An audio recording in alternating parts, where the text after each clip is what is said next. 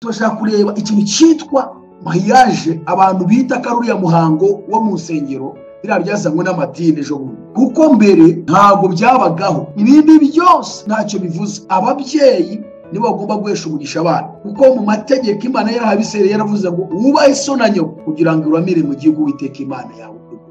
Iteka ryose umubyeyi ni ikintu gikomeye ku mwana.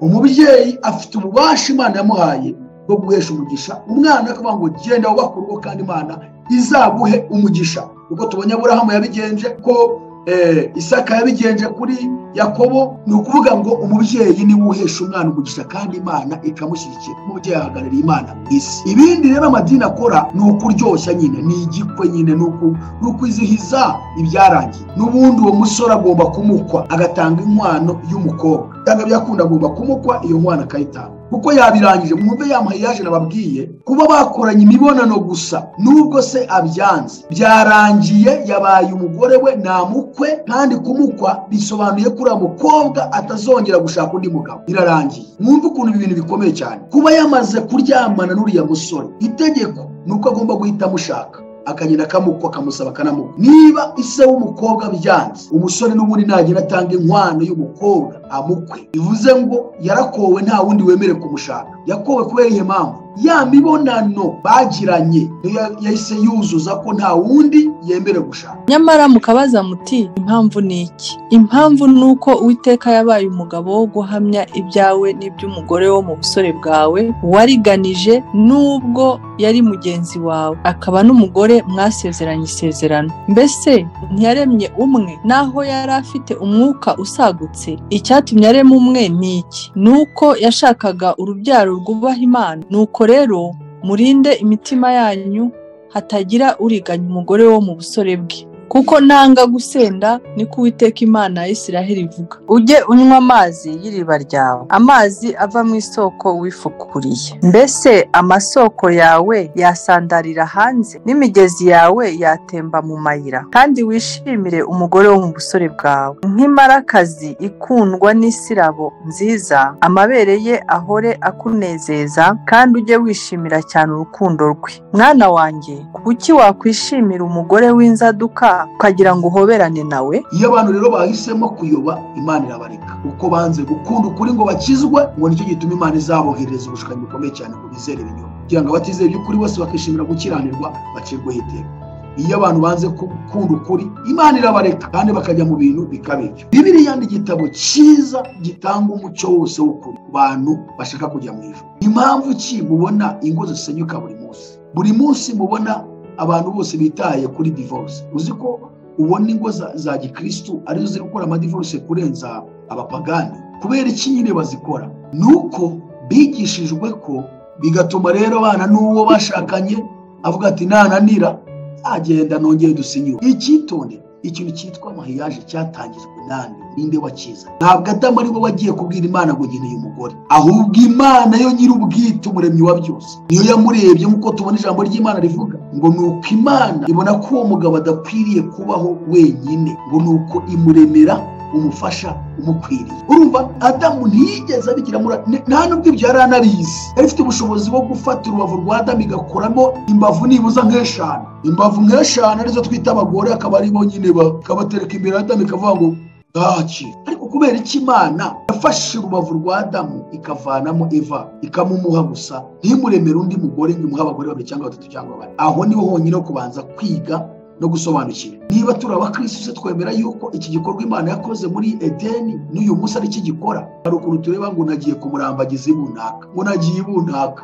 Uzi ko aho ngaho wagiye hari undi ushobora kuba yaragiyeyo bikanga? Uzi ko aho wagiye hari nka batatu bagiyeyo bikanga? Ariko wowe ugiye noneho warakwemeye, nuko ari rwo rubavu rwawe nyiri Imana yarufashe irarusatuye iruvanyemo biteretse hari. Kuba Imana yonyine ishobora gutinyuka ikavuga ijambo icyo nkundira Imana n'icyo nkundira Bibiliya, nuko nta kintu kimwe itavuga. Ibintu byose irabivuga rwose. Kurongorana kubahwe na bose, hanyuma kuryamana kw'abarongoranye, avuga aho ngaho bigeze muri cya gikorwa nyine cyo hirya iyo ngiyo, ngo niko kagira ikikwanduza. Iki kintu kirebana n'igikorwa, ikigaragaza ko kuko ari igikorwa cyiza kandi Imana yemera, nuko ari igikorwa Imana yateguye ko ari hagomba kuremerwa abandi bantu ngo bagwire mu isi. akirengagiza ko icyo gitandukanye n'Imana atangije mu rwego Edeni. Mu rwego Edeni nta pasiteri wari uhari wasazanije Adamu na Eva, nta bishopu wari uhari, nta aposo wari uhari, nta padiri, nta musenyeri wari uhari. Uwiteka wenyine wafashe urubavu rukuramo umugore iruha Adamu,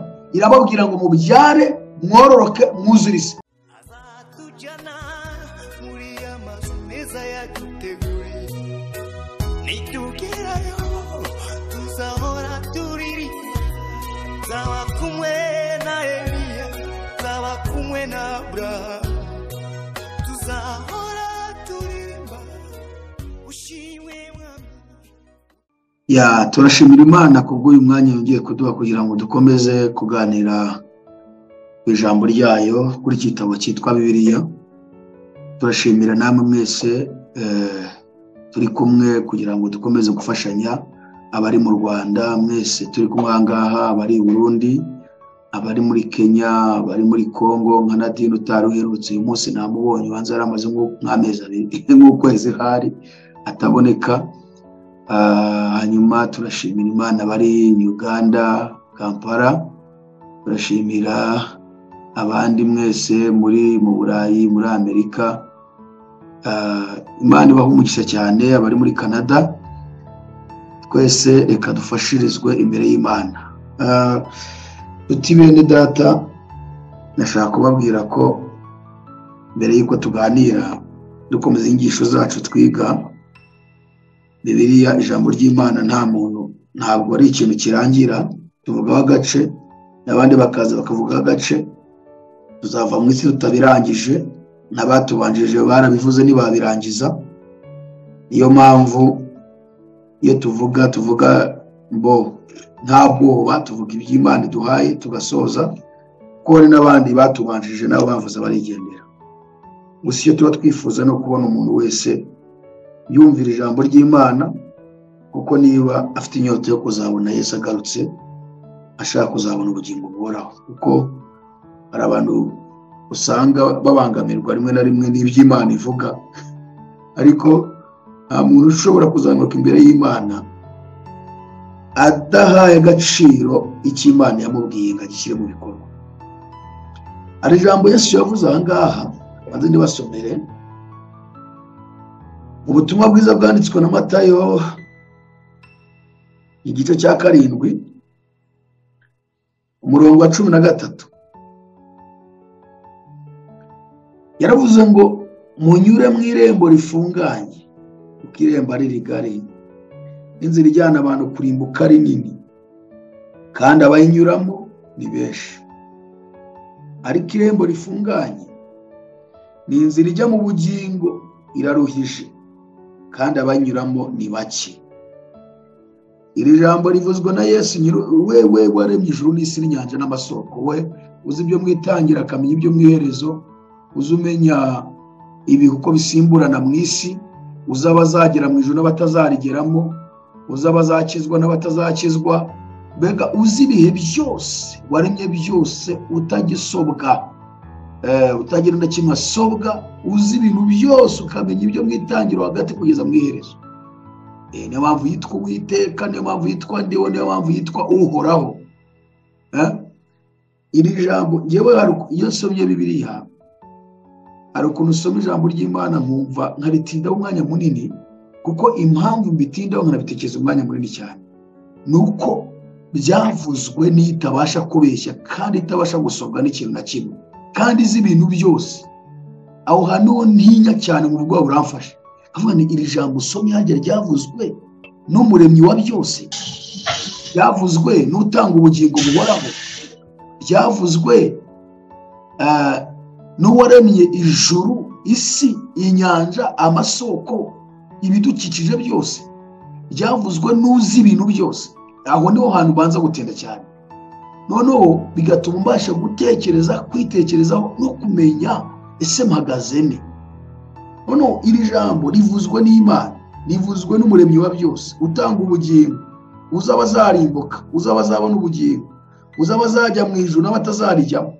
Aravuze ngo munyure mu irembo rifunganye, kuko irembo ari rigari, n'inzira ijyana abantu kurimbuka ari nini, kandi abayinyuramo ni benshi.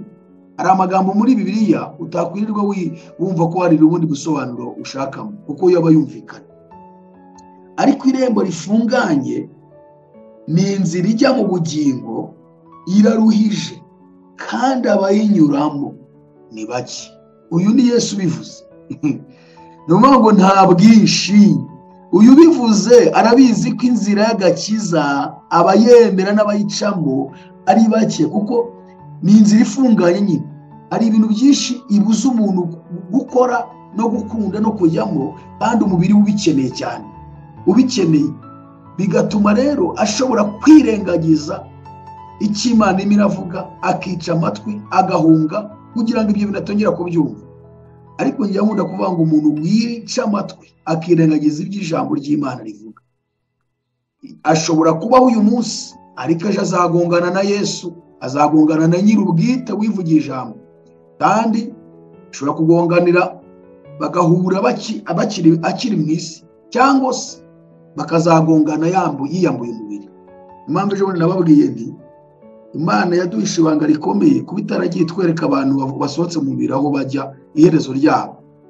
Ubabona natwe twasohotse mu mubiri ngo tumenya ngo iherezo ryabo turakubitanye, buri wese akagira aho kubitana na mugenzi we. Ariko Yesu ashobora kukwihorera hano mu isi, ariko avuga ati hari ahantu tuzahurira tu.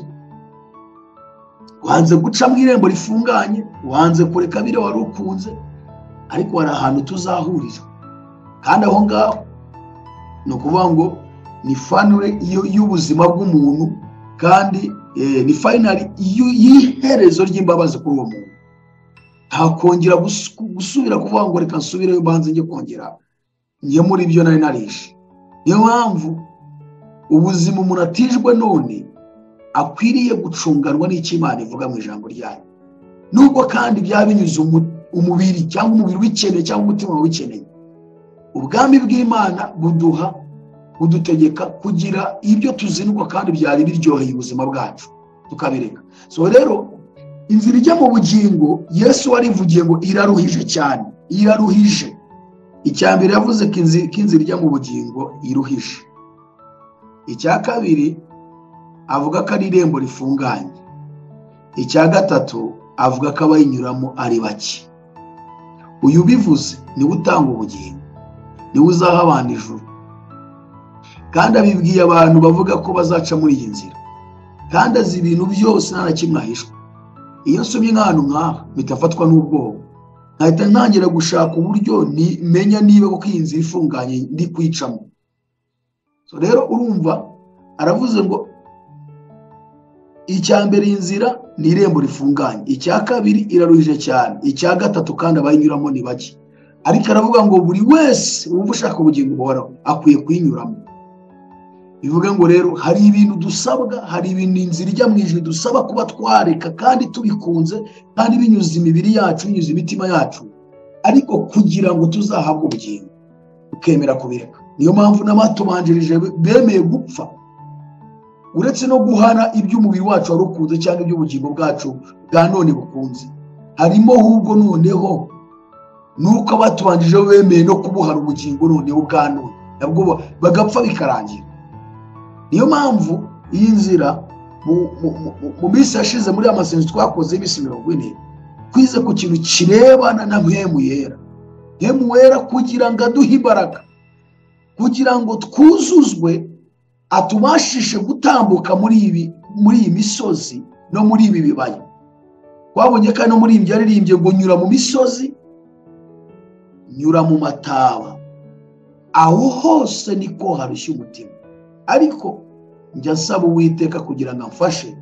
Uwiteka nawe ntatinda kunyumva, ahita aririmba ati rero ni igitangaza rwose, ni igitangaza ko Yesu yankijije. Avuga ijambo rikomeye, aravuga ngo umwuka we wera niwe ujya unyobora kandi uzangeze iwanjye mu ijuru aho. Umwuka wera wonyine niwo wo kudufasha kugira ngo tubashe kurenga iyi si, kugira ngo tuzabashe kwitambukamo. Nshuti bene data, ni ukuvuga ngo rero iyi nzira ijya mu ijuru nyine biradusaba kubanza icya mbere kwizinukwa kugira ngo tuzabashe kubaho ubugingo buhoraho.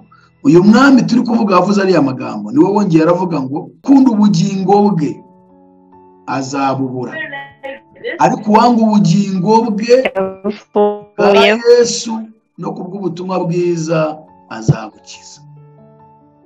Nshuti rero z'umusaraba, biradusaba yuko twanga ubugingo bwacu kugira ngo tubashe kubukiza. Naho niba tubukunze egal kububura, kubwanga egal kubukiza. Kubwanga ni gute se? Yesu avuga ubugingo, avuga ubugingo bwa none ubu ngubu turimo. Kubwanga ni uko ubugingo bwa none hari ibintu byinshi burarikira, hari ibintu byinshi bukunda, hari ibintu byinshi bushaka.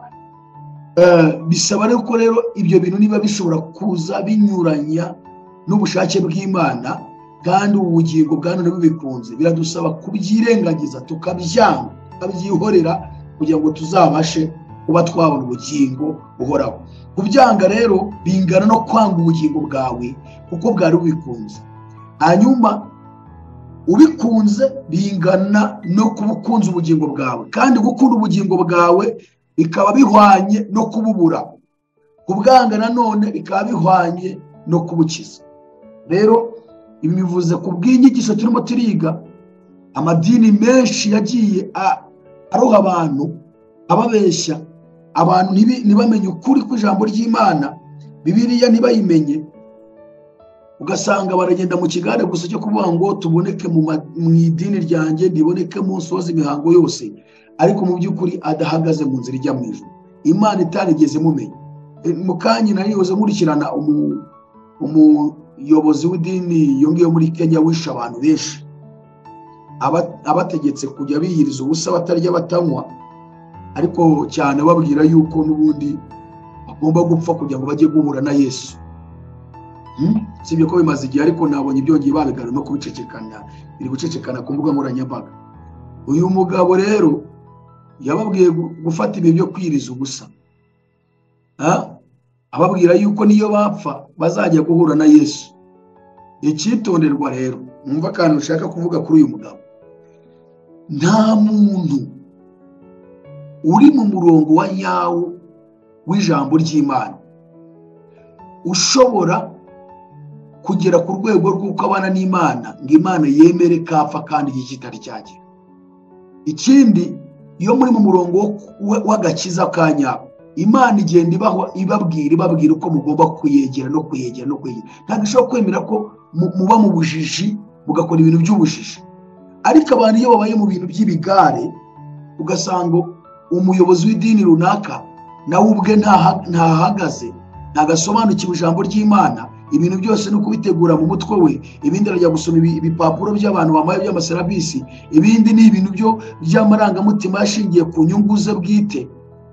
Abakristo abayoboye ashobora kubicisha bagapfa bakagenda, kandi Imana ntize kubatabara ntibagire n'inama, kuko bose baratanye barayobye, n'ibyo barimo ntabyo bazi, Imana ikabihorera. Uyu rero yarabayobeje, ababwira kwiriza ubusa, anababwira ko niyo bapfa bahura na Yesu. Abantu barenga 100 barapfa n'ubari mu nkiko. Ntabwo rero abantu biga ijambo ry'Imana by'ukuri Imana yakwemera ko ibyo ntibishoboka, nawe ubwawe biragusanga.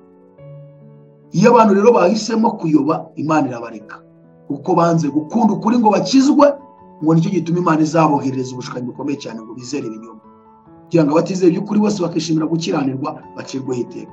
Iyo abantu banze gukunda ukuri, Imana irabareka kandi bakajya mu bintu bikabicyo.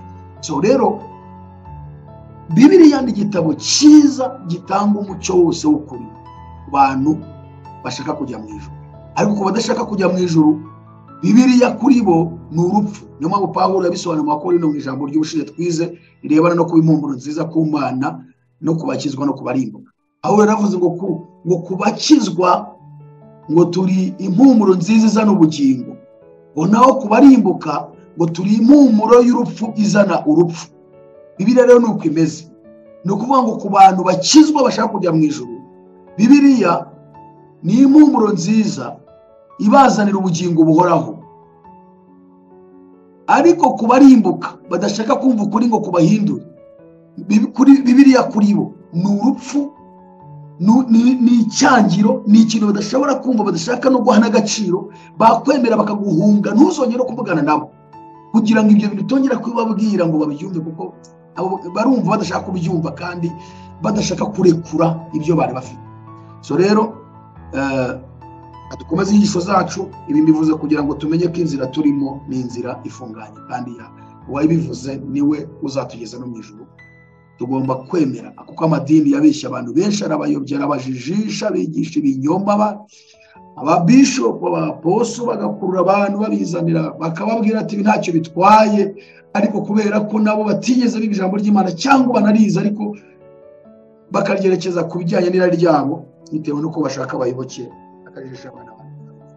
Turi ku nyigisho mu rwandiko Pawulo y'Abakorinto rwa mbere, tugeze ku gice cya 7, turi kureba ibibazo bigeze muri 5 itorero ry'i Korinto ryabajije umurongozi wabo, umwungeri wabo, umwigisha Imana yarahaye ubwenge Pawulo, wuzuye ubwenge, yaba ubw'isi yari abufite, yaba ubwa kavukire yari abufite, none afite n'ubw'ijuru, akagira noneho n'ubwo yize mu mategeko yize.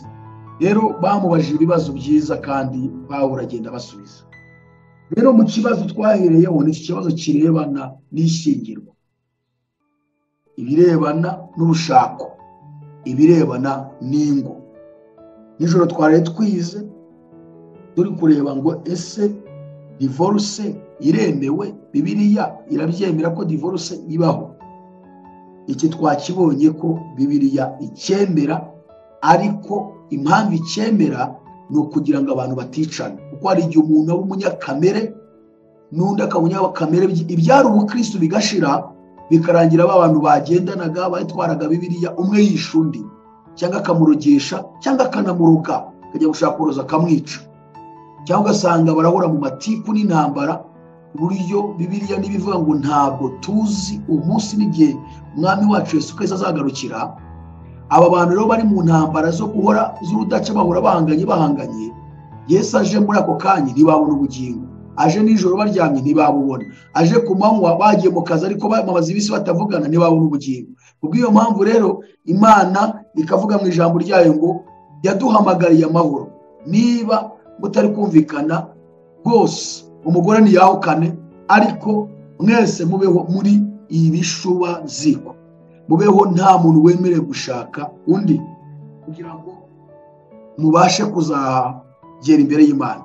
Iki kintu ni ikintu abantu bakwiye kumenya. Ikintu cyitwa ari ukuntu abantu biga ko icyo bita mariage, iyi mariage tubona bayifata nk'aho ari iki kirori, iki kitangwa numva muri terime z'ikigihe ngo ni igikwe. Buri wese akavuga ngo buri wese agira samediye yo kuzakora igikwe. Noneho bafashe ko ikirebana n'urushako cyangwa se iyi mariage ishingiye kuri iki kintu cyitwa igikwe. Buriya bajya mu idini, bishopu cyangwa se pasiteri cyangwa se aposo cyangwa padiri cyangwa umusenyeri cyangwa kibishopu, agakora ya mihango yose tuzi, kuriya babigenza bakabasezeranya, kazana bya ipapuro, umwe akarahira n'undi akarahira, bamara kurahira akamuha impeta n'undi agafata impeta, ati nkwambitse impeta nk'ikimenyetso cy'urukundo n'ubwizerane, sinzakurenza abandi bagabo cyangwa abandi bagore, izo ko tuzatandukanywa n'urupfu cyangwa Yesu Kristo agarutse akatujyana iwe mu ijuru, gusezeranyije mu izina rya Data wa twese n'Umwana n'Umwuka Wera. Agahita yumva ko iyo ariyo mariage tuvuga cyangwa se Bibiliya ivuga. No, icyo ni umuhango. Niyo mpamvu babyita ngo ni umuhango wo gushyingirwa, umuhango w'idini. Bavuze umuhango rero bitandukanye n'ikintu cya nyacyo. Iriya ni imihango ikorwa n'abantu noneho bagiye gukora mariage ya yindi ya nyayo, kuko mariage ya nyayo isohorera mu gikorwa cy'imibonano mpuzabitsina. Hariya niho bibera, hariya mo hirya aho mu cyumba, cyangwa se na mbere y'uko mujya gusohoza umuhango wo mu idini. Niba muhuye mukaryamana, menya ngo byakabaye, mwabirangije, mwamaze kuyikora mariage, mwayirangije. Iki rero ntabwo abantu bakizi.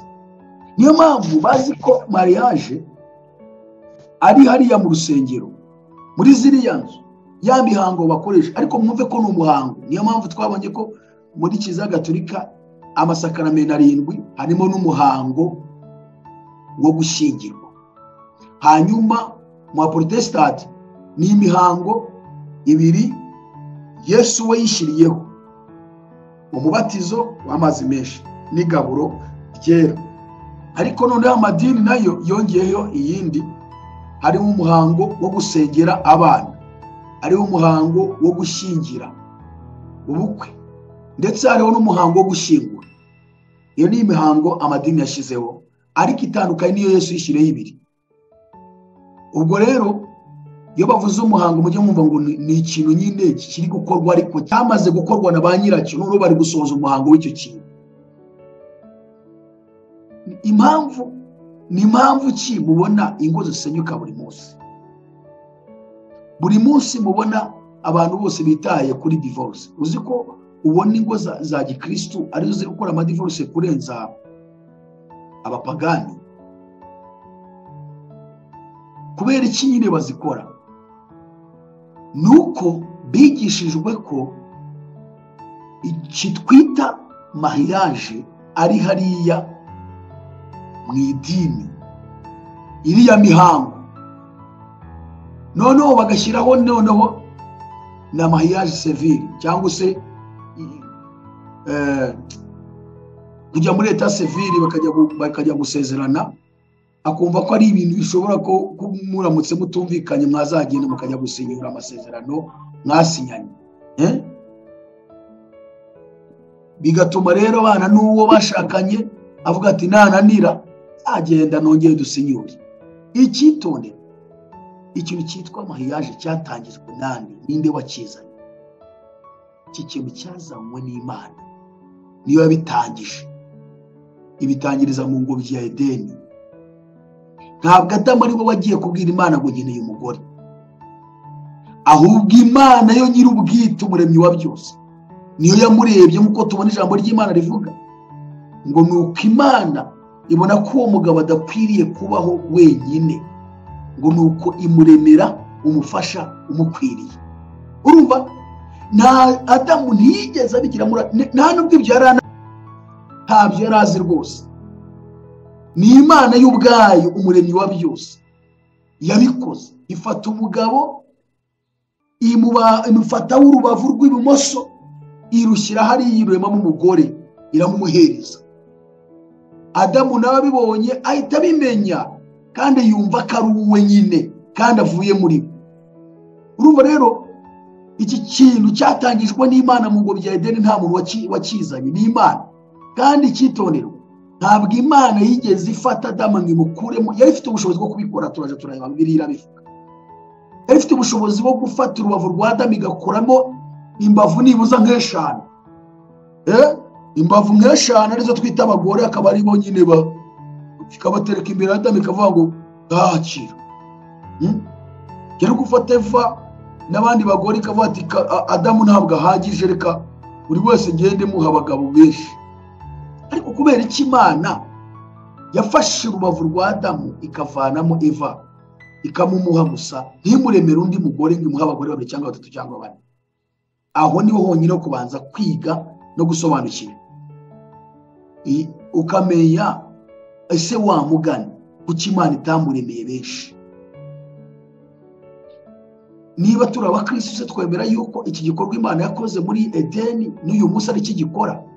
Hari ukuntu tureba ngo nagiye kumurambagiza ibunaka, ngo nagiye ibunaka. Uzi ko aho ngaho wagiye hari undi ushobora kuba yaragiyeyo bikanga? Uzi ko wagiye hari nka 3 bagiyeyo bikanga? Ariko wowe ugiye noneho warakwemera, nuko ari rwo rubavu rwawe nyiri Imana yarufashe irarusatuye iruvanyemo, biteretse hariya. Nawe kuba umwemeye kandi abandi warabangiye, nuko ari wo rubavu rwawe nyine. Niyo mpamvu njye numva bavanga inkweto ngo ntabwo utagira iyanyu. Ubwo nyine ni wowe nyine, ni wowe ugomba kuva mu bavu rwe. Uko bimeze rero, ntabwo mariage ari iki kintu cy'umuhango ukorerwa mu nsengero. Ni umuhango uriya, ahubwo mariage ni urugo rw'abubatse, umugabo n'umugore. ni mpamvu Imana ageze ahantu igeze ku kintu cyitwa imibonano mpuzabitsina cyangwa uburiri bw'aba bantu, iravuga ngo bwubahwe na bose. Iki kintu cyitwa, reka mbereke akantu, Abaheburayo, bandiko rwandikiwe Abaheburayo igice cya 13 umurongo wa 4 aravuze ngo kurongorana kubahwe na bose, kandi kuryamana kw'abarongoranye kwe kugira ikikwanduza, ukaba hehesi n'abasambanyi Imana izabaciraho iteka.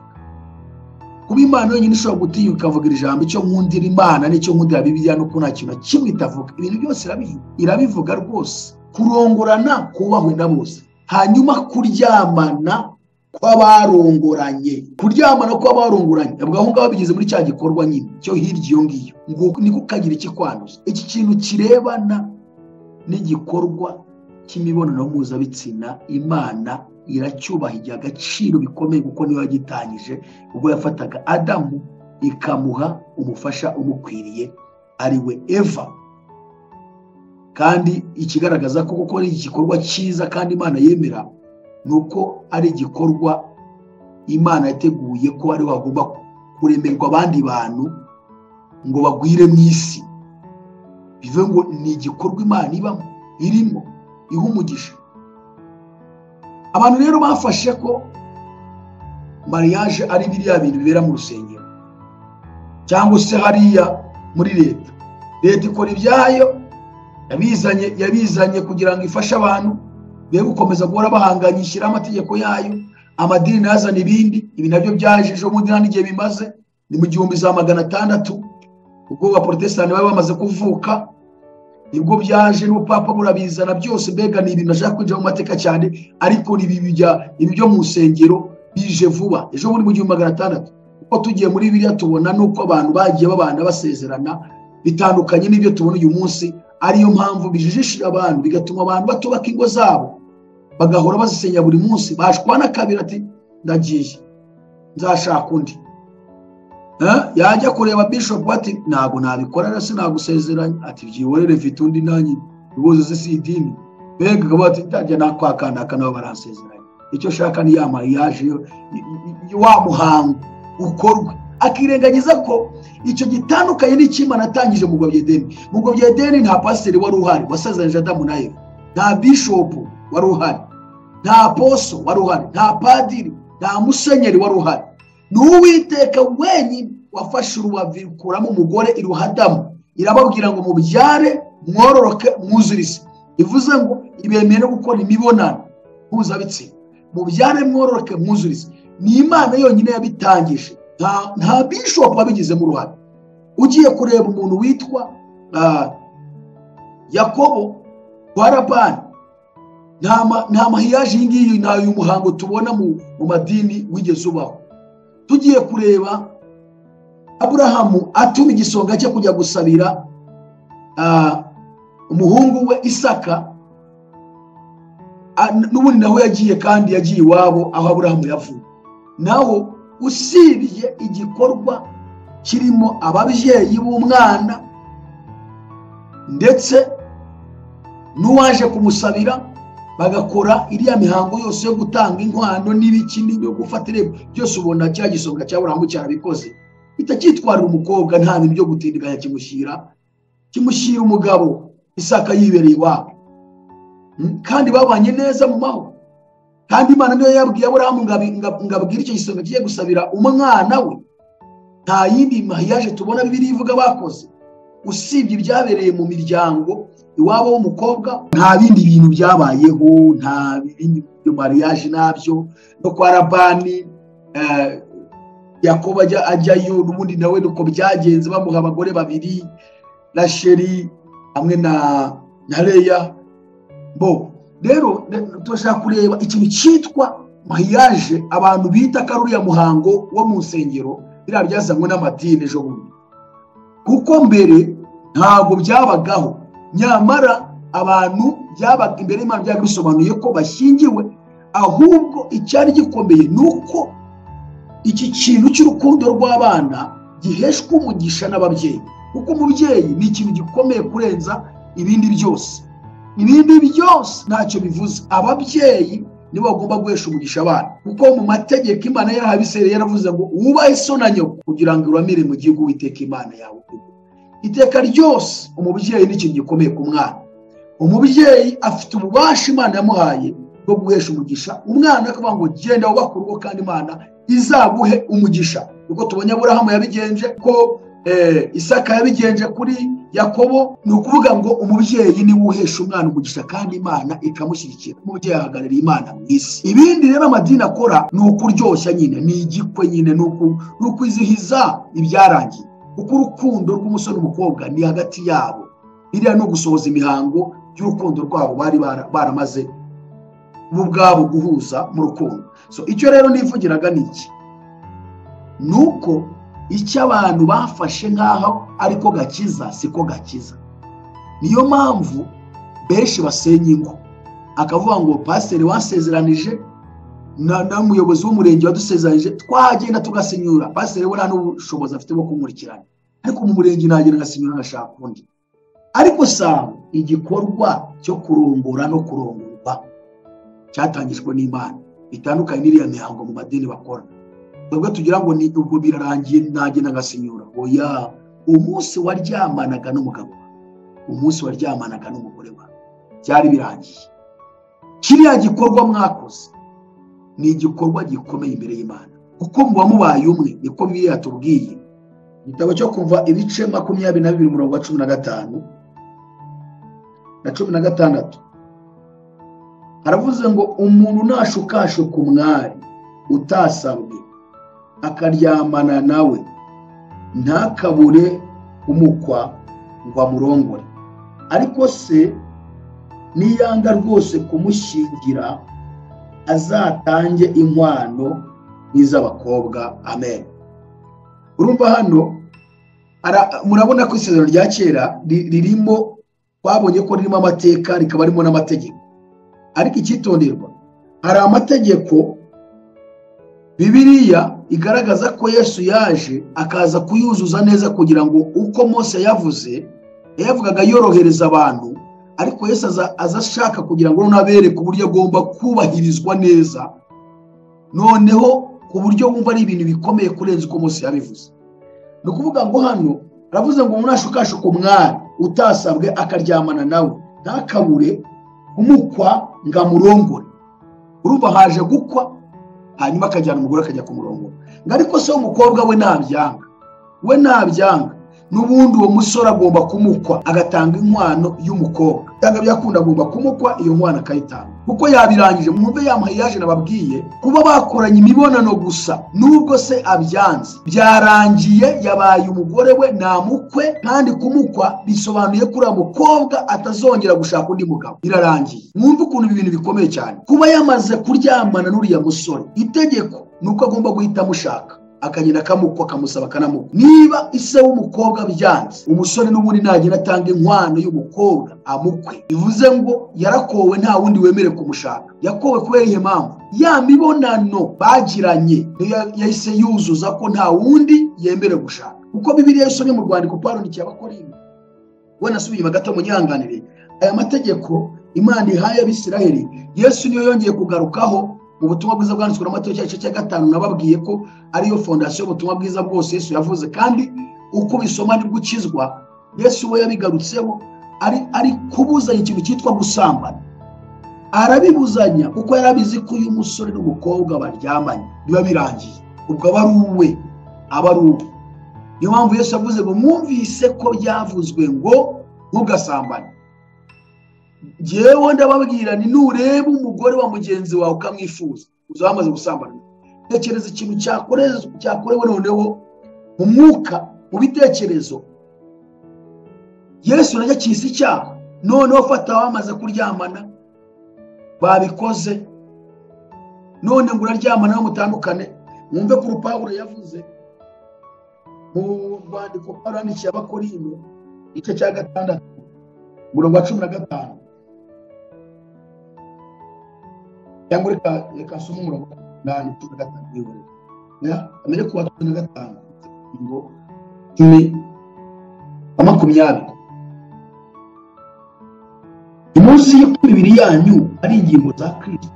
Mbese none ntore ingingo za Kristo azihindura ingingo za maraya? Ntibikabeho.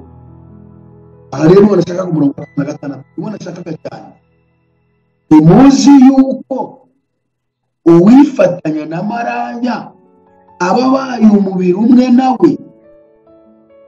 Ni ukuvuga ngo uyu muntu uryamanye n'indaya, uyu muntu uryamanye n'indaya, uretse no kuvuga ngo wa mukobwa ukiri isugi utarakora ikintu cyitwa imibonano mpuzabitsina, Bibiliya yamaze kuvuga ko umuntu wese wifatanyije na maraya akaryamana na maraya baba babaye umubiri umwe. Iyo birangiye, imuzi yuko uwifatanye na maraya aba abaye umubiri umwe nawe, kuko Imana yavuze iti bombi bazaba umubiri umwe. Aho ni muri Mariko ejo twabonye igice cya 10. Ariko uwifatanya n'umwami Yesu aba abaye umwuka umwe nawe. Muzibukire gusambana, ibindi byaha byose umuntu akora bikorerwa inyuma y'umubiri, ariko usambana abakoze icyaha cy'umubiri we. Mbese muzi yuko imibiri yanyu insengero z'umwuka wera uri muri mwe. Mbese nimuzi yuko imibiri yanyu ari insengero z'umwuka wera uri muri mwe, uwo mufite wavuye ku Mana, kandi ntimuri abanyu ngo mwigenge, ko mwaguze igiciro. Nuko rero mutume imibiri yanyu ihimbaza Imana. Amen. Aha ngaha ni ahantu hakomeye cyane kuri umurongo wa 16. Abakorinto rwandiko rwa mbere 6:16. Nimuzi yuko uwifatanya na maraya ababaye umubiri umwe na maraya, kuko Imana yavuze iti bombi bazaba umubiri umwe. Niyo mpamvu tubonye amategeko ya Mose, Imana yaratanze amategeko iravuga ngo umusore uzafata umukobwa wa wundi ukiri isugi akaryamana nawe akamukoresha imibonano, akamuviyora, vuba cyane azahita afata inkwano agiye kumukwa, amusabe amukwe. Ariko se umukobwa nabyanga n'ubundi azamukwe, atangwa inkwano y'umukobwa. Bivuge ngo umukobwa arafa, yamaze kuryamana n'umugabo, byararangiye, afite umugabo baryamanye, nta wundi mugabo wemere kugira gute kumushaka. Uretse ko mubizi mu muco wa Kinyarwanda cyangwa wa Kirundi, hari umukobwa bamaze gukobwa wemere kujya gushakwa n'undi mugabo. Iyo bibaye gutyo byo bibara amahano. Ese ubundi umubyeyi we wakwemera kugenda afata umwana we amuzereza gutyo byose ibindi? Ubundi ababyeyi ba kera bagiraga umuco ukomeye cyane, ku buryo abana nta mwana wabaga yabwira se kabiri ngo jya kunsabira. Ni rimwe ryonyine abikora. Ariko muri iki gihe imico yaratakaye, iminsi imeruka, uburenganzira bw'abana, uburenganzira bw'ikiremwamuntu, uburenganzira bw'umugore, ibyo byose harimo strategy ya Satani yazanye kugira ngo ingo ze kubakika, yaba ingo za gipagani yaba ingo za gikristo. Ubu burenganzira bwazanye ishyano rikomeye cyane, kandi ni strategy ya Satani nyine, kuko ni ya misi imeruka igomba gusohora igihe cy'itoro rya Laodikiya, igihe hari ubukristo w'akazuyazi, buri wese yihimbira kwitirirwa izina rya Kristo, ariko gusohoza ibyo Kristo ashaka ntabikore. Niyo mpamvu uyu munsi dushatse kugira ngo dutsinganyirize ikintu cyo kuvuga ngo umuntu wamaze gushakana n'umugabo n'umugore baba babaye umubiri umwe, niko Yesu yavuze ngo bombi babe umubiri umwe. Asoza avuga ngo ni uko Imana yateranyirije hamwe umuntu nakagitandukanye. Reka turebe mu gitabo cy'umuhanuzi Baraki, igice cya kabiri umurongo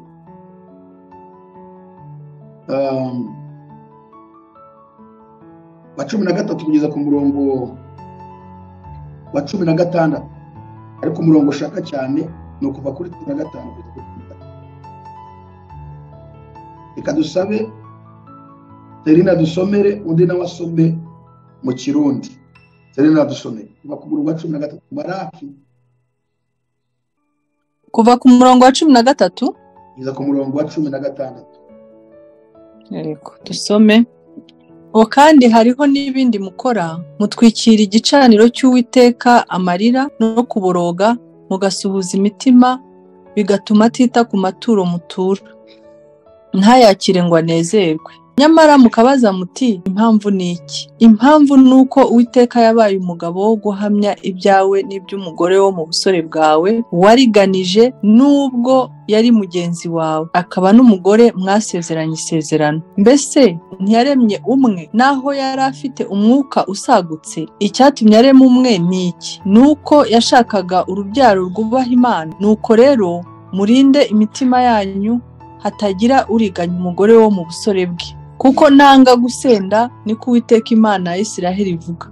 Nanga umuntu utwikiriza urugomo umwambaro we. Nuko Uwiteka Nyiringabo avuga. Nuko rero murinde imitima yanyu mwe kuriganya. Amen. Bagiye mu kirongo. Kandi ikigeretse ko mukora mutotesha igicaniro c'Uhoraho amosozi, mwiriza musuhuza imitima, bigatuma atanakibabaye amashikanwa yanyu ngo yakire ayemeye. Yamara muravuga muti ni kuki Uhoraho yabaye icabona canyu, mwe n'umugore wawe wo mu bucance, uwo waryarutse, naho ari umugenzi wawe akaba n'umugore w'isezerano. Nta wakoze bene ivyo, nkemu akiri muri we. Umufise bimumerera bite? Yifuza kugira uruvyaro ruzokubaha Imana. Nuko rero mwirinde mu mitima yanyu ntihagire uryaruka umugore wiwe wo mu bucance, kuko nanka ivyo kwahukana, niko Uhoraho Imana y'Abisirayeli agize. Nanka n'utwikira umwambaro wiwe umuryano, niko Uhoraho Nyeningabo agize. Nuko rero mwirinde mu mitima yanyu mwoye kuryarukana. Amen. Amen. Ubuse koko nkaya madamu. Ubu ni ubuhanuzi bwo n'ikindi noneho. Umurongo wa 14. Nyamara mukabaza muti impamvu ki Imana nyamara mukabaza muti impamvu ni iki? Impamvu ni uko Uwiteka yabaye umugabo wo guhamya ibyawe n'iby'umugore wo mu busore bwawe wariganije. Iri jambo ngo umugore wo mu busore niryo ushaka gutindaho, kuko iri rigomba kudufasha mu gusobanukirwa abantu bakwiriye bongera gushaka umugore wo mu busore. Umugore wo mu busore bwawe wariganije, nubwo yari mugenzi wawe, aba n'umugore mwasezeranye isezerano. Mbese uyu murongo mutindeho, ntiyaremye umwe naho yari afite umwuka usagutse?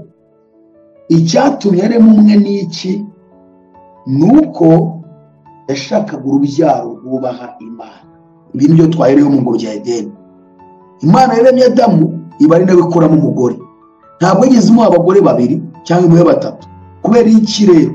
Nuko yashakaga urubyaro ruyubaha. Nimugoroba twari tuganiriye tubona ko ibi bintu byo gutandukana kw'abashakanye bagashaka abandi bituma habaho urubyaro. Bamwe bakaba ibyihebe, abandi bakaba abajura, abandi bakura nta mico bafite, ku buryo no kugira ngo abantu bazabwirwe ubutumwa bwiza bigorana. Imana icyatumye mu mugabo ikamuremera umugore ni ukugira ngo urubyaro ruzabakomokamo ruzaba urubyaro rumwe kandi rwubaha Imana. Nta byo kuvuga ngo nabo kwa kanaka nabo kwa kanaka.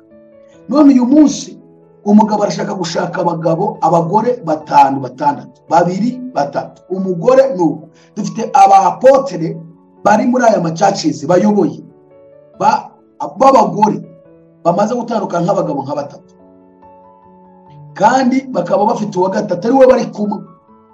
Dufite abandi birwa bidoga kuri social media, barimo kwidoga ati nge na devotion n'uyu ari umeretse kumva urimo kwirwa avuga witwa ngo ni Pastor Mutesi. Ni ibintu bigezweho rwose, nabivuga nta kibazo. Atandukana n'umugabo wa mbere, atandukana n'uwa kabiri, atandukana n'uwa gatatu. Cyakoze undi arashaka, ariko urumva yashatse uwa mbere baratandukana, ashaka uwa kabiri, ashakwa n'uwa gatatu, bose baratandukana. Kandi ngo ni pastor, nyuma ni Pastor Mutesi. yegagezwaho abantu bose baramwemera ngo ni umuvugabutumwa wigisha ijambo ry'Imana. Dufite abandi tuzi b'abagabo b'ababoso ba bishop bagenda batandukana n'abagore, buri munsi agashaka undi, rimwe na rimwe agatwara n'abagore babo bayoboye cyangwa abagabo babo bayoboye, gasanga bibyaye ikindi. Nibaze ayo madini uko ameze, mwumve abadayimoni Satani ukuntu ahicaye, yaraje araharyama yibereyemo, niho yibera, niho acumbitse, niho aryama, niho asinzirira, niba anasinzira simbizi, ariko arahari, Satani arahicaye.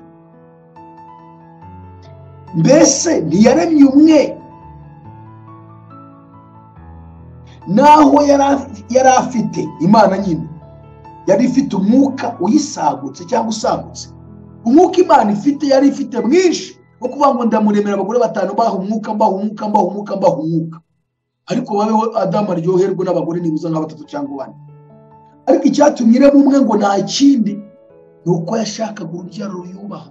Ibi bintu byo kugenda abantu batandukana bajya gushaka abandi, baba barimo gukurura ibyigenge mu isi byo gukora amahano no kwanduza ibindi, ko Satani bene abangaba bakunda kubakoresha cyane, kuko nta burere baba barabonye. Kandi ikindi, uriya mwuka wasenye icyo bita mariage, niba yubahirize iyi mariage yatangijwe n'Imana muri Eden. Kwa kundi uyu muntu yahise ajya gushaka undi, hari undi mwuka bayinjije, n'urubyaro azabyara narwo nuko ruzaba rumeze, hari undi mwuka. Niyo mpamvu Imana ivuga ngo nuko rero murinde imitima yanyu atajudiganya umugore, kuko nanga gusenda. Undi banumvisha bavuga ngo kuko nanga gusenda Uwiteka Imana ya Isiraheli ivuga. Imana ntabwo ibikunda, ahubwo Mose yabaye amategeko kubera ko imitima yabo ari nagire ko Yesu yavuze. Ariko mu buhanuzi biragaragara ko Maraki yabihanuye ko itabyemera. Nyamara Mose we aza kubandikira ati umugore nakunanira umurwandiko rwo kumusenya. Twarabibonye ejo muri Marika ho babibaza Yesu. Yesu aravuga ati cyatumye Mose abemerera icyo kintu, nuko imitima yanyu yari inangiye, mufite amarari yo gushaka abagore benshi, imitima yanyu ishaka guhinduka. Ariko uhereye kera ngo Imana yaremye umugabo n'umugore, ntabwo yigeze irema umugabo n'abagore cyangwa ireme umugore n'abagabo. Yaremye umugabo n'umugore kugira ngo babashe kubyara urubyaro rwubaha Imana. Icyitonderwa rero, ahantu tugeze ni ahantu hakomeye. Umuntu wese ugize gutya akajya kuryamana n'undi, icyitonderwa, ugomba gutekereza umuntu turyamanye n'indi, urakijijwe aho ubikoze cyangwa ntukijijwe.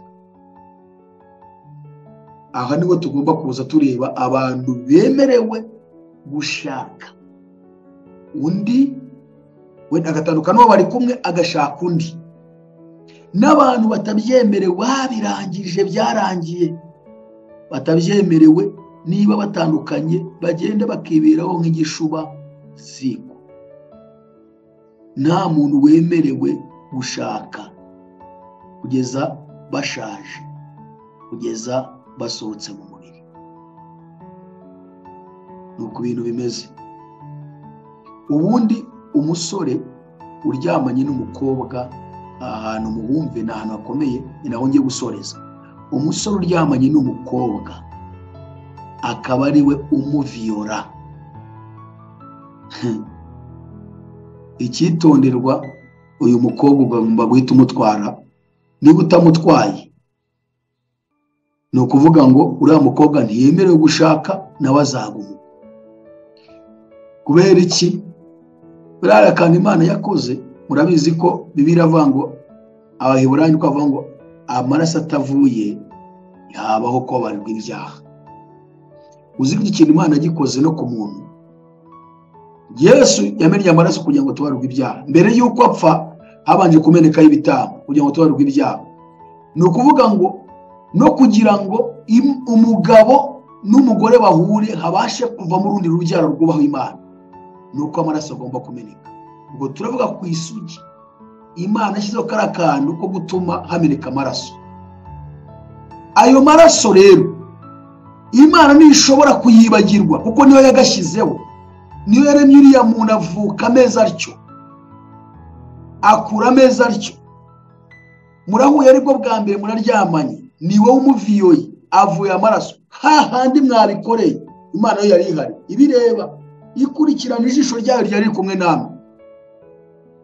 Ako kantu kose ukamuviyora, ayo maraso akameneka, icyitonderwa rero, komeza mu bandi paka kugeza mupfuye.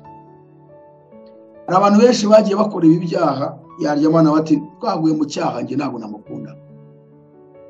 None se ati ko twabiguyemo gusa, kandi kuri uko numva nta rukundo mufitiye, njye nabana n'uwo nakunze. Ugomba kubana nawe kuko nyine waryamanye nawe, n'ubundi hari impamvu yabiteye. Ni nayo mpamvu isomye hano muri Maraki, mu Migani, abo niwe ngiye gusoreza. Igitabo cy'Imigani igice cya 5 ni amagambo y'ubwenge yavuzwe na Salomo. Birasaba kuyasobanura mu buryo bw'ubwenge kuko n'ubundi nayo avuzwe mu bwenge, ariko havugwaga umugore n'umugabo nibo bavugwaga. Imwumve rero aba bantu, umugabo n'umugore bavuzwemo hano. 5 Migani 5 umurongo wa 15 kugeza ku murongo wa 20. Reka twongere dusabe Sena dusomere Imigani 5:15 kugeza 20. Ego. Ugende gake rwose, wihuti. Ego. Ujye unywa amazi y'iriba ryawe, amazi ava mu isoko wifukuriye. Ako kantu, amazi ava mu isoko wifukuriye. Komeza.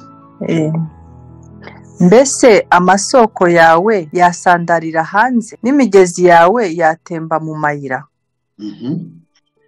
Bibe ibyawe bwite, kandi ntubikorere ku nzaduka. Isoko yawe ihirwe, kandi wishimire umugore wo mu busore bwawe. Wumva igisobanuro gitangiye kuboneka, ibintu byose turutse hejuru, igisobanuro cy'ibyo ari gusoma gitangiye kuboneka. Komeza.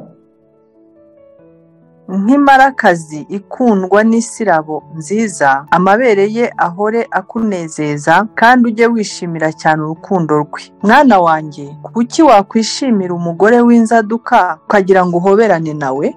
Amen. Rekera aho ngaho. Ibintu n'abagabo bari bakwiye kubyumva.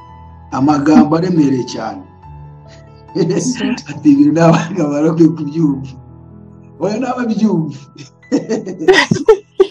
Je nibwo bwa mbere mbyumvise. Bakwiye kuza barabiturungikira mu mawodi y'ubwo. Nabo tukaza twabibumvisha bakagira icyo batahuye. Ewe burazekeje rwose. Umva. Ndagira ngo ahantu muhumve cyane kuko ari n'amagambo akomeye kandi amagambo y'ubwenge. Ndagira ngo badusome no mu Kirundi twumve uko mu Kirundi avuga Diede nari hehe. Yego ahubona nabutse umurongo mwavuze Imigani 5 umurongo wa kangahe? 15 kugeza 20. Avuga ngo unywe amazi yo mu isoko yawe wiharije, n'amazi atemba yo mu iriba ryawe. Mbega imigezi yawe yosabagira hose, n'inzuzi z'amazi zosabagira mu nzira. Nibibe ibyawe ubwawe, ntubisangire n'ivyigenze. Isoko yawe igire umugisha, kandi unezererwe umugore wo mu buto bwawe. Nk'impongokazi y'urukundo n'ingeregere y'igikundiro, amabere yiwe akubumbe ibihe byose, kandi wame uhimbagwa n'urukundo rwiwe. Niki cotumaga mwana wanje uhimbagwa n'umugore w'icigenze, ukagwa mu gikiriza c'utari uwawe. Amen. Amen. Aya magambo ni amagambo yerekeza ku musore, ashobora kuba ari imanzi cyangwa atari imanzi, no ku mukobwa ukiri isugi. twari turi kuvuga kwa kundi Imana yakuremye wa mukobwa we ikakurema kuriya yakuremye nyine imiterere yawe. Niyo mpamvu ababyeyi bakera iki kintu bahoraga bagiharanira kugira ngo umukobwa azajye kubana n'umusore nta wundi muntu wamwangije. Kandi iyo bamaraga kubonana umusore niwe wazaga akabibwira ababyeyi baje kubashimira cyane ko barinze umwana bakamuha uburere bwiza. Iyo yabonaga icyo kintu nta gihari agasanga atakiri isugi ngo aba ari we wifukurira iryo riba, yahitaga bivuga bikaba ibindi. Ni ukuvuga ngo rero iri jambo ngo ujye unywa amazi y'iriba ryawe wifukuriye, amazi ava mu isoko wifukuriye. Iyi soko ivugwa ni umukobwa ukiri isugi, uyu ufukura ni umusore umuviyora bwa mbere akaba ari ufukura iryo riba.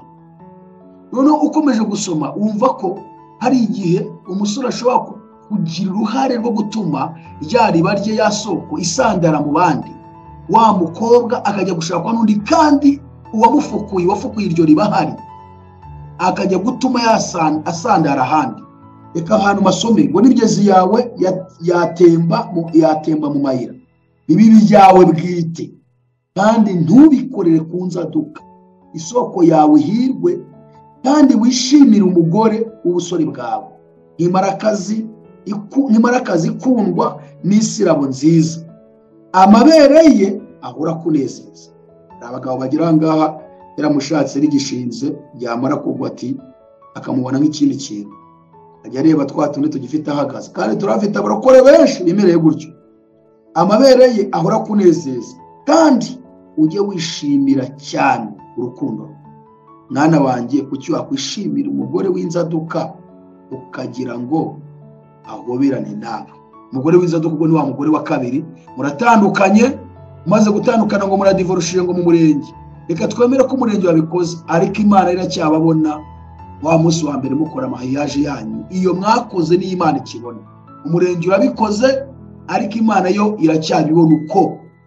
Niyo mpamvu Yesu yarayavuze ngo umuntu wese uzasenda umugore we akarongora undi azaba asambanye, ngo kandi uzacyura uwasenzwe nawe azaba asambanye. Bivuge ngo iteka ryose bagenda umwe yahinduka bishop undi akaba pastor, akaba mu mapasteri, mbega ibyo bakora byose Imana ihora ireba ngo bariya basambane barakora iki hariya. Uriya mugore amara iki muri rugo rw'uriya mugabo yasanze umugabo we? Uriya mugabo aramara iki kuri uriya mugore yasanze umugore we? Maze bakajyaho bagatura amaturo, bakajyaho ngo baravuga ubutumwa, bakajyaho ngo baracyahanura abantu, bakatega amatwi ngo ni abakozi b'Imana, ngo ni abakozi b'Imana. Kandi ijuru ryo ririmo kureba bakabona yataye imparakazi ye, yataye isirabo ye, amabere yarayataye, isoko yarayisandaje yiha abandi. Imana ikabireba bariya abantu barakora iki hariya? Aha turi muri bya bitabo twise ibitabo by'ibisigo n'isezerano rya kera. Babonye ko ari ibitabo by'ibisigo bivuga amagambo y'ubwenge, bisaba kuyumva neza. Noneho nta musore waryamanye n'umukobwa nk'uko twabonye yisomye hano mu gitabo cy'Itangiriro. Akantu kabaye ni wasoreje, n'akantu kabaye abahungu b'abanyamahanga. Umuhungu w'umunyamahanga yafashe umukobwa wa Yakobo witwa Dina, ariko kubera akazi ko arengereye ahita agira ubwoba na bati ngombe mutware, kuko niwe wagize gute, niwe wamuviyoye. Bituma rero itavuga ati nta kundi ndabirangije, ngomba guta ntwara uriya mukobwa. Ariko saza ba Dina kora ibintu by'ubugome bwinshi cyane, babica urupfu n'agashinyaguro. Yes, Itangiriro 34 umurongo wa mbere. Itangiriro 34 umurongo wa mbere haravuze ngo Dina umukobwa wa Leya uwo yabyaranye na Yakobo arasohoka ajya kugenderera abakobwa bo muri icyo gihugu. Shekemu mwene Hamori umuhivi, umutware mukuru w'icyo gihugu, aramubona, aramwenda, aryamana nawe, aramukinda. Ngo kumukinda nyine wumva no kumuviyora. Amarira umutima kuri Dina umukobwa wa Yakobo, aramukunda amubwira neza. Shekemu abwira se Hamori ati sabira uyu mukobwa. Urumva kuko aze amahano yakoze ko yamaze kumuviyora, ahise avuga ati rero ngombe namutware ndamujyana. Yakobo yumva ko Shekemu yononye Dina umukobwa we, abahungu be bari mu matungo mu rwuri. Yakobo aracecekagezaho baziye. Hamori se wa Shekemu aragenda ngo ajye kujya inama na Yakobo. Bene Yakobo babyumvise bava mu rwuri barataha, barababara kandi bararakara cyane kuko yakoreye ikizira mu Bisiraheli, ari cyo kuryamana n'umukobwa wa Yakobo, bidakwiriye gukorwa. Hamori ajya inama n'abati, umutima w'umuhungu wanjye Shekemu wigombye umukobwa wanyu, ndabinginze umunshyingire. Muzakomeza iyo nkuru, ntabwo ushaka komeza. Icyo ushaka kuvuga nuko yamaze kumuviyora kandi ahita abona ko akwiye no kugira gute no kumutwara. Umusore wese uryamanye n'umukobwa aribwo bwa mbere, uwo nguwo mu ijuru byarangiye bo bamaze kubona ko niwe mugore we, kuko niwe umennye amaraso kandi Imana niko yarabikoze, niwe umufunguye. Ijuru ryo ryari rihari ubwo mwabikorana.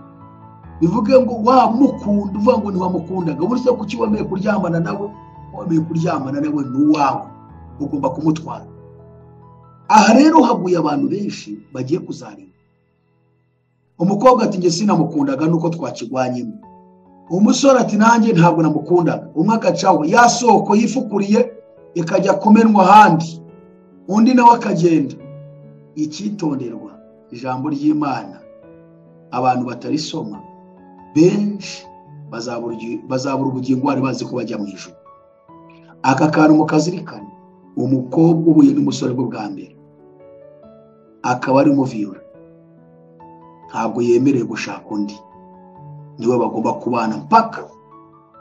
Niba batabanye ubwo bose baguma aho ngaho, kuko ijuru ryo ryabirangije, bamaze gukora amahiyaje yabo bayirangije. Yajya gushaka undi, none sibyo byibere mu madini ngo sinamukundaga bakabashingira, ibereyeho.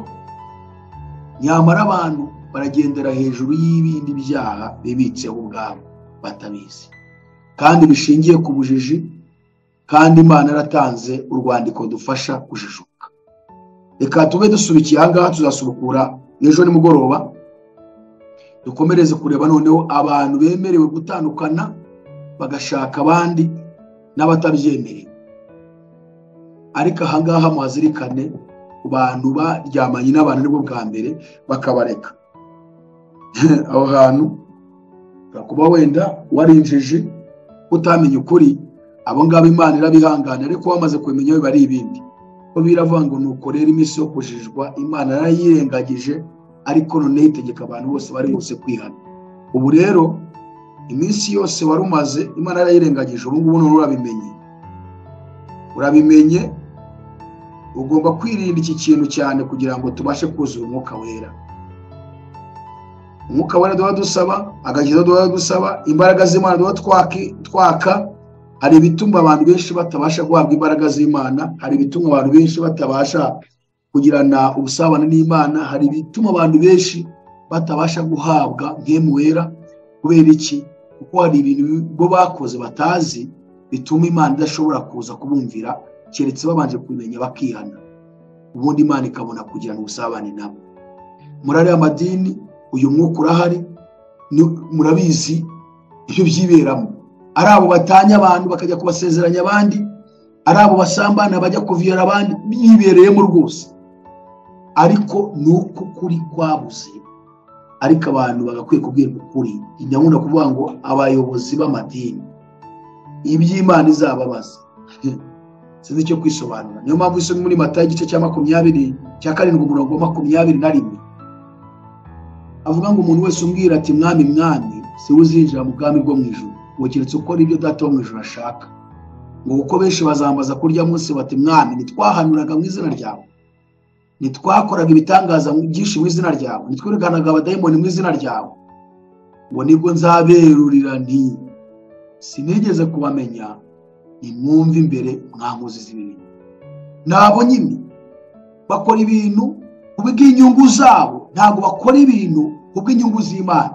Ngo basome ibyanditswe byera, babe mu ijambo ry'Imana, barambye imbere y'Imana, bashe kumenya ijambo ry'Imana nuko bigisha abo bayoboye, babona uko bigisha abo bahanurira. Niyo mpamvu Yesu azababwira ngo nimwumve imbere, mwagenderaga mu izina ryanjye ariko ntimwigeze mukora ibyo nshaka. Nyamara izina ryanjye mwararivugaga, mwararyaturaga, mwarihanuragamo, mwakoraga ibitangaza mu izina ryanjye, kuko izina ryanjye ubwaryo ryishoboye, rifite ububasha yuko n'ikuzimu rivuzwe gusa abadayimoni bapfa. Mwararivuze abantu bakira abadayimoni, ariko si uko mwebwe n'abemeraga, kuko izina ryanjye ryo rirakomeye, abadayimoni bararitinya. Mwararivuze indwara zirakira, kuko izina ryanjye rirakomeye rikiza indwara, ariko mwebwe si uko n'abemeraga. Hari abantu babasha kuba bavuga izina rya Yesu, Imana igakora imirimo, bakagira ngo irabemera. Kumbi bemera he? Byahe. Ni izina rya Yesu ry'Imana rihaye ububasha. Ejo bundi twabibonye mu Bafilipi, Abafilipi igice cya 2 umurongo wa 9, ku bintu 7 Imana yamushumbishije kubera ibindi bintu yarekuye. Icya mbere twabonye kivuga ngo icyo cyatumye Imana imushyira hejuru cyane. Icya kabiri ngo imuha izina risumba yandi mazina yose. Icya gatatu ngo kugira ngo amavi yose apfukame mu izina rya Yesu, ngo yaba ibyo mu ijuru, cyo ni icya 4, cyangwa ibyo mu isi, cyo ni icya 5, ngo cyangwa ibyo munsi y'isi, icyo ni icya 6. Nibavuze ibyo mu ijuru ngo ni abamarayika, ibizima, abakuru, abo bose. Nibavuze mu isi ni abantu n'ibyaremwe byose tubona mu isi. Nibavuze munsi y'isi ni imyuka yindi tutabonesha amaso, abadayimoni, abakibuza, byose bigomba gupfukamira izina rya Yesu. Izina rya Yesu rero kurivuga birahagije ko rikora imirimo, nubwo waba uri umupagani ukagera ku muntu bati ni izina rya Yesu. Umva, ngewe ndabyibuka nyine umupagani, hari igihe yigeze kuza ikidayimoni cyari kije kunyica rwose, ndabibona ko nakije kunyica. Igiye kubona mbona ryani, kandi ndi umwana uri mu myaka 19, mbona urugabo rw'umukara ruraje ryamanye na petit frere rurerure runini cyane, mbona ntabona nta n'ikintu, ntabwo wapfa kuruhobera ko rwari runini cyane, rw'urukara ariko mbona ibyiso byarwo bitukura. Ruzamura ukuguru, ruba ruteye intambwe ku gitanda, ruba runyicaye mu gituza. None urishe mu gituza, mu gihe nshatse kubyuka ruba runsinagiye ku buriri, rufata ingoto, numva rugiye kwituritsa. Ndavuga ni ndapfuye, ndabigenza ne? Umutima uguruka wandi ndapfuye, kiranyishe rwose. None mu gihe ndi kubitekereza, ngiye kubona mbona hejuru yanjye umusaraba urabagirana cyane, wari ufite umucyo mwinshi. Urumva nari umwana muto, mu myaka 19. Noneho ngiye kumva, numva mu mutima, ntagarijwe numvise, ahubwo numva mu mutima ikintu kiri kunyemeza ngo rambura ukuboko ukore kuri uriya musaraba. Najya kuzamura kikamfata, kikansindagira kuri cyane, najya kuzamura kikamfata. Ariko noneho ngiye kumva, numva none umutima urambwiye ngo uvuga ngo mu izina rya Yesu, ngo kandi ubivuge uri kurambura ukuboko. Uko nari ndi kurambura ukuboko, noneho uko akuri cyagufata yakitsinagira, kandi umva ngo tukigiye kwituritsa.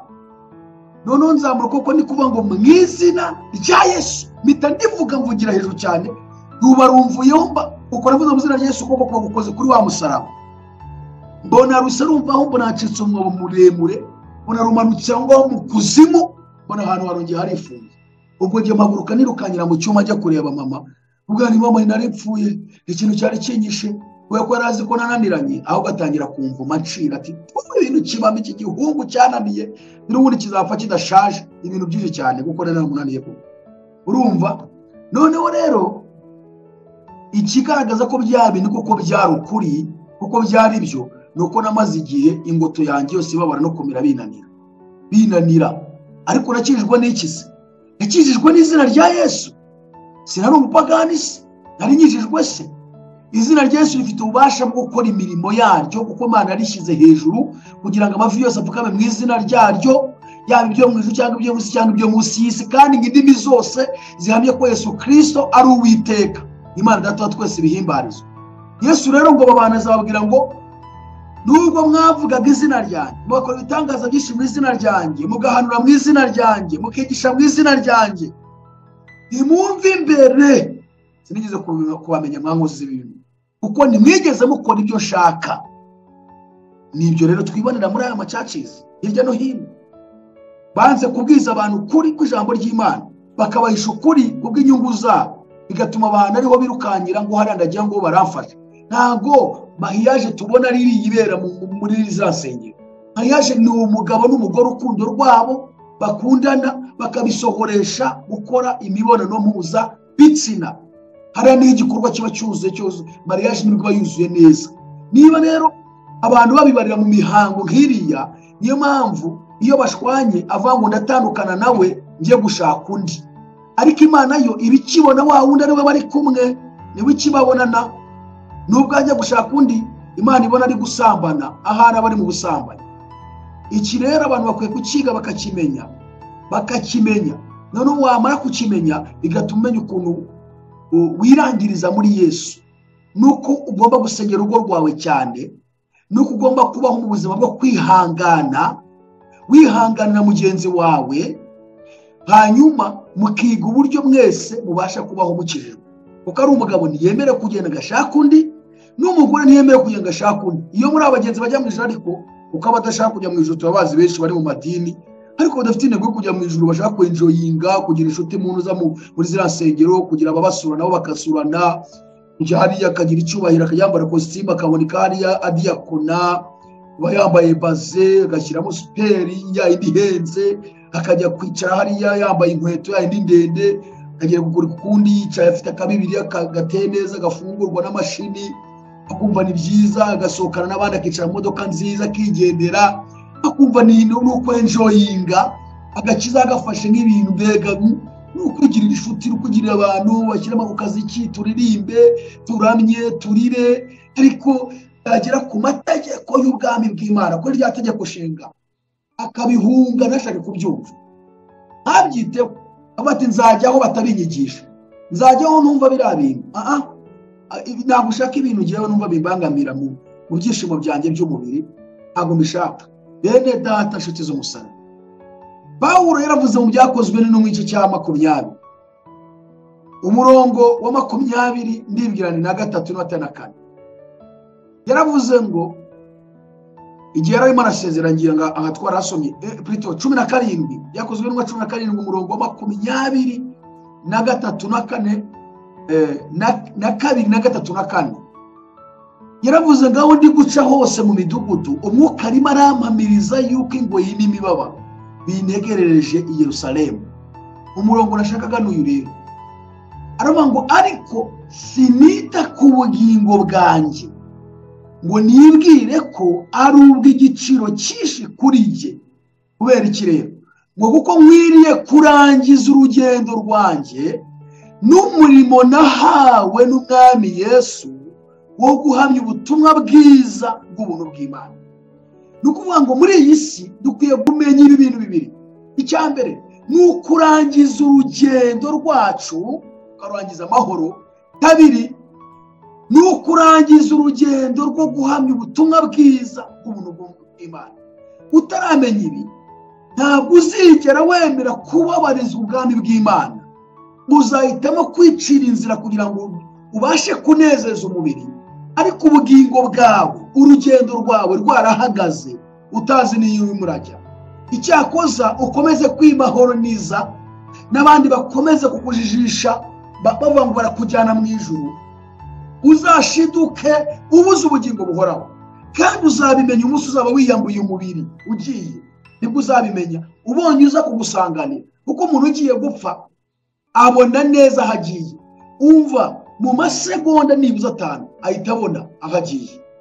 Kandi ibyo yakoze byose mu buzima bwe bwose bimugaruka imbere, yaba ibyiza yaba ari ibibi, bihita bimugaruka ako kanya agahita bibona mu maso ye, kandi ubwo barimo kugenda ava mu mubiri. Niyo mpamvu uzasanga abantu benshi bapfana ibyaha, bapfa basamba, ariko abakiranutsi barasinzira bakipfumbata, ntajya asamba, kuko abona Yesu, abona abamarayika baje kumusanganira bamutwaye, akabona agiye ni heza, ni mu buruhukiro buruta umubabaro yari arimo mu isi. Ariko abanyabyaha babandi b'abarokore babaye mu idini n'abandi badakijijwe batigeze banamenya Yesu, iyo agiye gupfa uzamubona ashikagurika, uzamubona n'agamaguru, uzamubona akanura amaso, kuko ari kubona ibije kumutwara naho birimo kumwirukankana bimujyana. Ari kubona ajyanwe kuzimu mu miriro, harabona ari ibintu biteye ubwoba bije kumufata, abari kunaga amaguru abiyaka, akanura amaso ati nimundeke. Ariko hariya ni finali y'ubuzima bw'umuntu mu isi, abagezaho ibyo birangiye. Ubwo nyine inzira yahisemo, amahitamo yahisemo akiri mu mubiri, ubwo yahisemo aho ngaho nyine kujyanwa kuzimu. Niyo mpamvu dukwiriye kwigana ubushishozi ibyanditswe byera, kandi tukaba mu buzima busenga, kuko uko umuntu akomeza kwiga ijambo ry'Imana ni nako ahita abona kagakiza ari yanzira ifunganye, koko agahita abona kagakiza ari rya rembo rifunganye, agahita abona kagakiza ari hahandi abantu bajya muri iyi nzira ari bake cyane. Ibyo rero bihita bimutera kuba mu buzima busenga, bikamutera kuba mu buzima bwisonzesha, kwiyiriza ubusa, bigatuma abasha guhorana imbaraga zo kunesha. Ntabwo yitoga, ahita aba umusirikare ukaze muri iyi si mu buryo bw'umwuka. Niyo mpamvu Pawulo yabwiye Timoteyo ngo kandi ntawe umusirikare ngo yishyire mu by'ubugingo aba akenereje umwandikiye ubusirikare. Iby'ubugingo ni ubuzima bwacu nyine tubona abapagani bakora, natwe tukabikora. None niba umupagani adivorusa n'umukristo akadivorusa, umupagani akajya gushaka undi mugore n'umukristo akajya gushaka undi mugore cyangwa ashaka undi mugabo, ubwo mutandukaniye he? Ntaho mutandukaniye. Ubu se umupagani wamubwira ko ukijijwe kandi ibyo yakoze nawe wabikoze? Bivuga ngo rero itorero rya Kristo mu isi rigomba kugira itandukaniro hagati y'abapagani n'abizera, uburyo babona ishusho yaryo bakabona ko hari ibintu bitandukanye n'ibyabo. Rero kuko twanze kurenganirizwa ubutumwa bwiza, ngo turenganirizwa agakiza, niyo mpamvu akenshi usanga benshi bagenda bagahita biga uburyo bwo gushaka ahandi bajya kujya bigishwa ibihuje n'irari ryabo. Ariko nyine nta kundi nyine nose nyine nuko batigeze bamenya ukuri kwa nyako. Imana ibahezagire, Imana ibahumurisha cyane. Nshuti z'Imana, mureke tube maso. Nshuti z'Imana, dukunda ubwami bw'Imana kurenza ibintu byose ducamo muri iyi si. Ubwami bw'Imana burenze umugabo, ubwami bw'Imana burenze umugore, ubwami bw'Imana burenze abana, ubwami bw'Imana burenze kugira umuryango, ubwami bw'Imana burenze amafaranga, ubwami bw'Imana burenze akazi, ubwami bw'Imana burenze ibintu byose byo mu isi. Niyo mpamvu dukwiriye gukunda ubwami bw'Imana kurenza ibyo byose, kuko aho tuzajya mu bwami bw'Imana ntabwo tuzongera guhangayikishwa nuko tutarongowe cyangwa tutarongoye, tuzongera guhangayikishwa nuko tutabonye abana cyangwa twababonye bakatugora, tuzongera guhangayikishwa nuko twabuze akazi cyangwa twakabonye bakatugora ba bosi. Nta muhangayiko n'umwe. Niyo mpamvu ubwami bw'Imana buruta ibyo byose rero, kubera ko buruta ibyo byose nta kintu kimwe mu isi gikwiye kuza ngo kirute ubwami bw'Imana, gitwikire urukundo rw'Imana muri twebwe rwo gukunda ubwami bw'Imana no kuzabona Yesu agarutse no kuzajyana nawe mu bwami bwizagiye. Imana rero ibaha umugisha, kandi Imana ibakomeze, kandi Imana ikomeze kubasobanurira, kandi Imana ikomeze kubigisha muba bagenzi beza bagana mu rurembo Siyoni. Reka tuvuge ngo amen.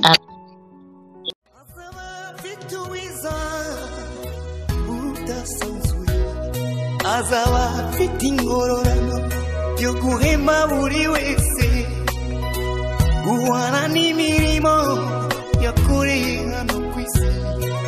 Nawe nshuti yanjye aza kwambika ikamba